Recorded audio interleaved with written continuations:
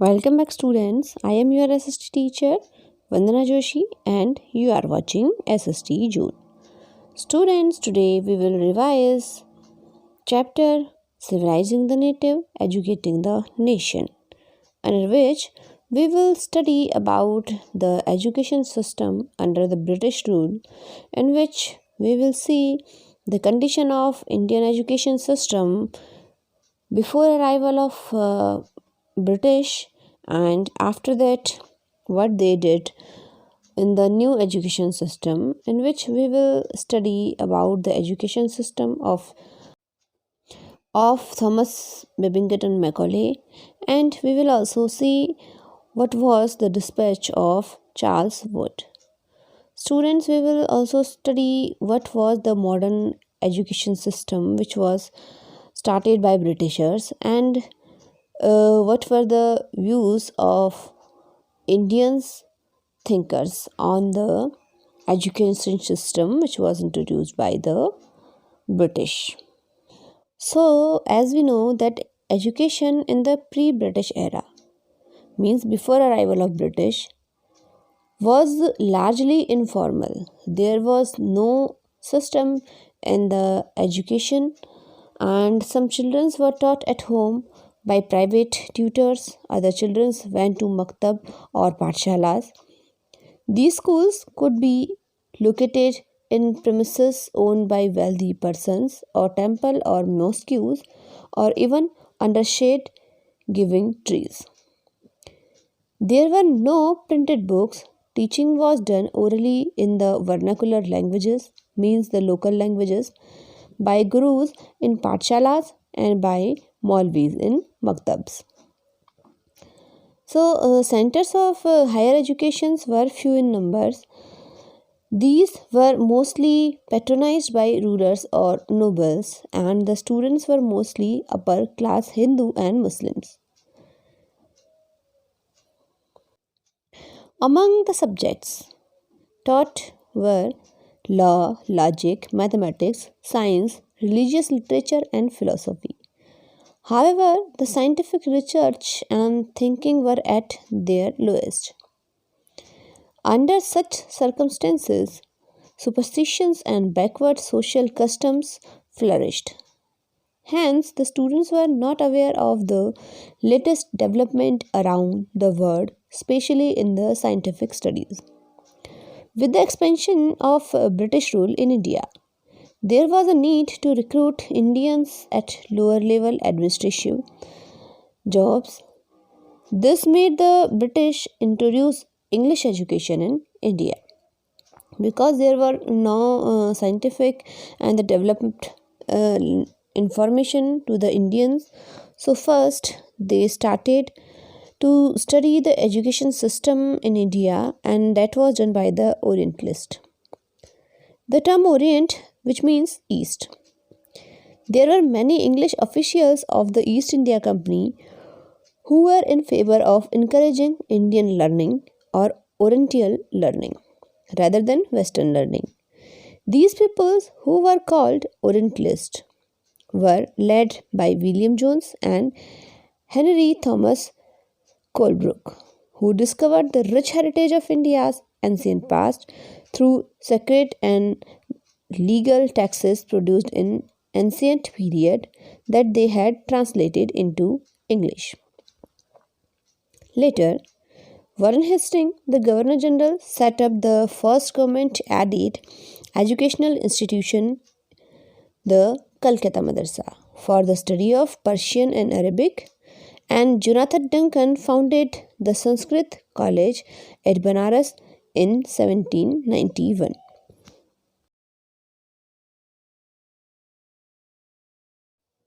There were many Orientalists, among which William Jones was another bright Sanskrit scholar who translated Abhigyan Shakuntalam, the great work of Kalidas, into English and prepared a digest of Indian law.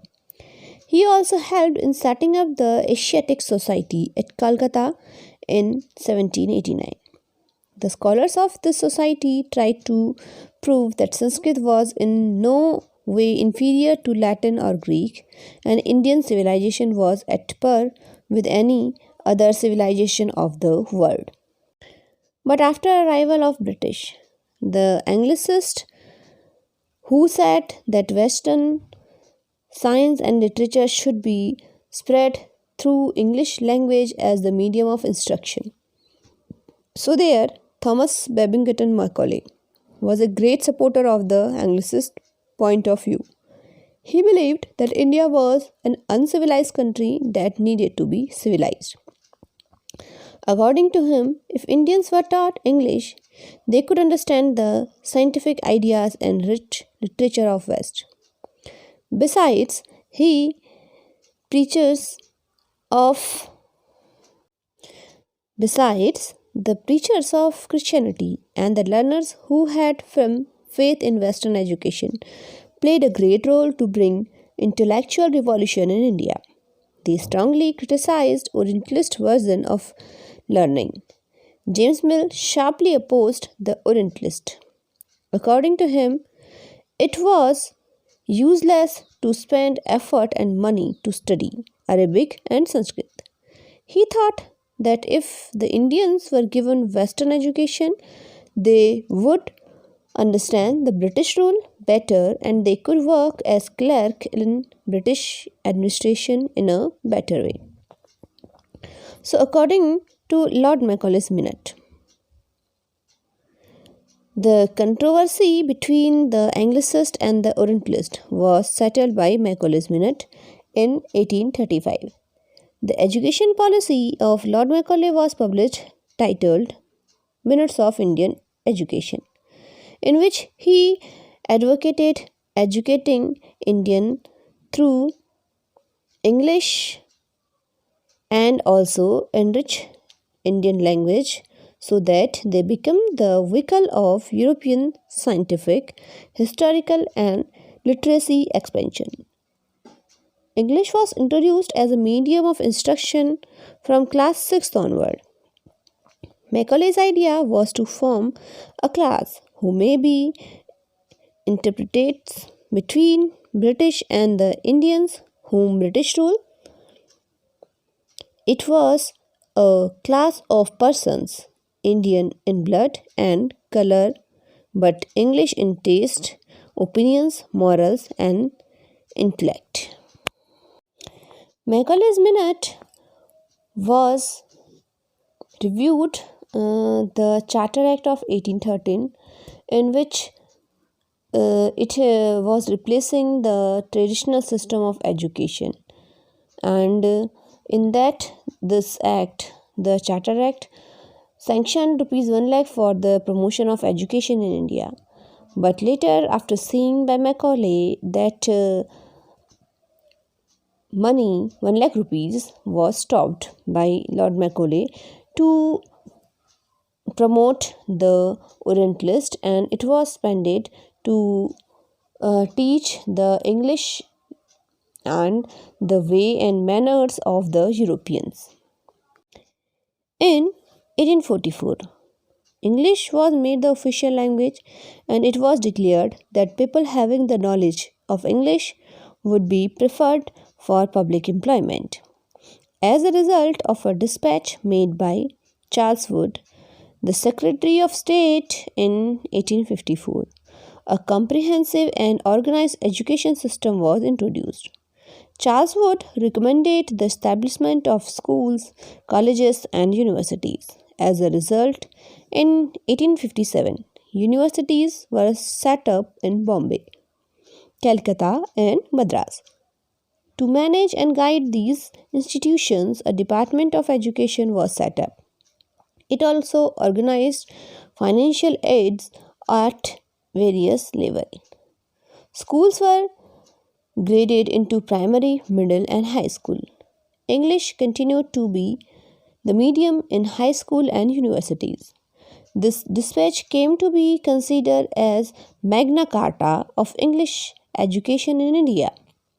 People were drawn more and more to the learning of English in the hope that it would be easier to secure job once they learned the language of rulers. So there was a motive of the British behind the modern education. According to some historians, the British government's only motive behind spreading modern education was to create a class of educated Indians who would be English in their thoughts and taste. This would not only provide them with a cheap clerical force for the various administrative jobs, but also save the company from importing Englishmen who would have to be paid high salaries for working in India. Further, the English educated Indians would have to expand the market for British manufacturers and also reconcile the Indians to British rule. So there were few impacts of the new education system. The new education system was meant for producing clerk for the British administration system. It neglected the study of Indian literature, law, philosophy, and history. It also neglected the scientific and technical education for Indian. The expenditures fixed for education was extremely meager, due to which hardly any primary school existed. Thus, mass education and education at initial level suffered, as the elementary education was neglected by the British.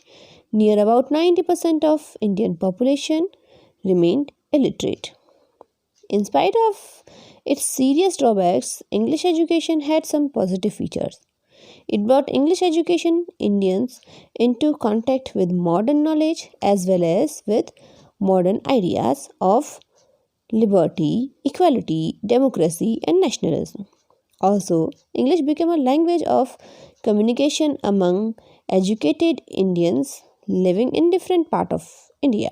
Later, it helped in the development of nationalism in India. So, there were different views of the thinkers and the leaders of India, out of which we are going to see two thinkers and the leaders is Mahatma Gandhi and Rabindranath Tagore. So, first we will see Mahatma Gandhi and national education. Mahatma Gandhi said Western education creates a sense of inferiority and enslave Indians. Gandhiji wanted a system of education which would help Indians to regain their sense of dignity and pride. He wanted Indians to develop self respect for their own culture and education. Gandhiji believed that English education had made Indians stranger in their own land. It had alienated Indian leaders from their masses. He stressed on oral knowledge rather than reading from the textbooks, followed by writing, which the English emphasized. According to Gandhiji, craft, art, health, and education should all be integrated into one scheme. The scheme was called Nai Talim or New Education Program. He wanted Indians to develop their own education institution to promote national education. Gurudev Rabindranath Tagore also having same views. Another prominent scholar he was promoting Indian education was Rabindranath Tagore. He wanted the students to learn in an informal environment in truth with nature. To realize his vision, he established an educational institution called Vishwabharati at Shantiniketan in Bolpur, Bengal in 1901. He called it an abode of peace or home of peace, where children could learn and live and develop their talent in harmony with nature.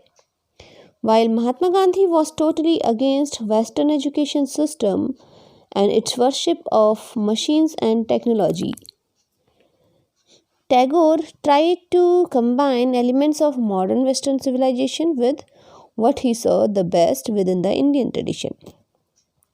He stressed the need to teach science and technology along with art, music, and dance at Shantiniketan.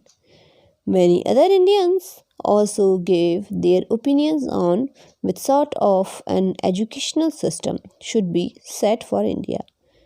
This debate continued even after independence.